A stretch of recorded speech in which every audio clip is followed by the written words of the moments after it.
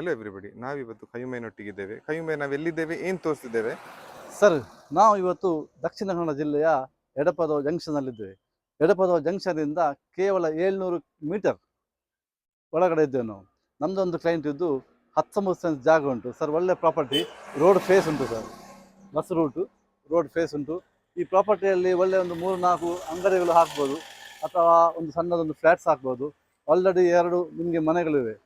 ರೆಂಟಿಗೆನಾ? ರೆಂಟಿಗಿದೆ sir. 2 ಮನೆ ರೆಂಟಿಗೆ. 2 ಮನೆ rent ಕೊಟ್ಟೆ ಆಗಿದೆ. ಒಳ್ಳೆ ರೆಂಟ್ ಬರ್ತದೆ.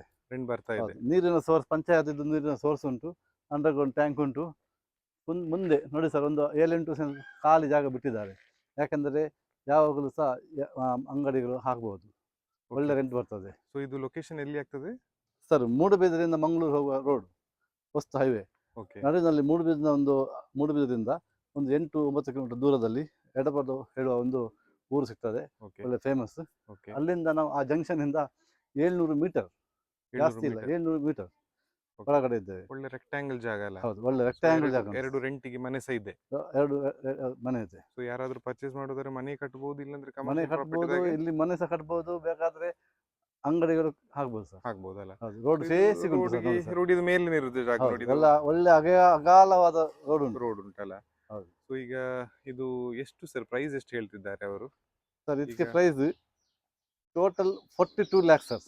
42 lakhs. 42 lakhs negotiable.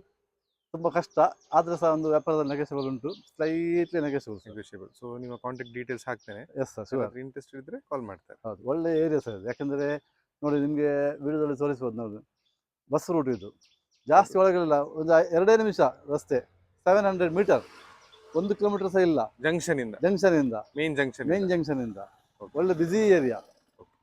ಸೊ ಇದು asking price 42 lakhs. 42 lakhs. Okay, thank you sir. Okay, welcome.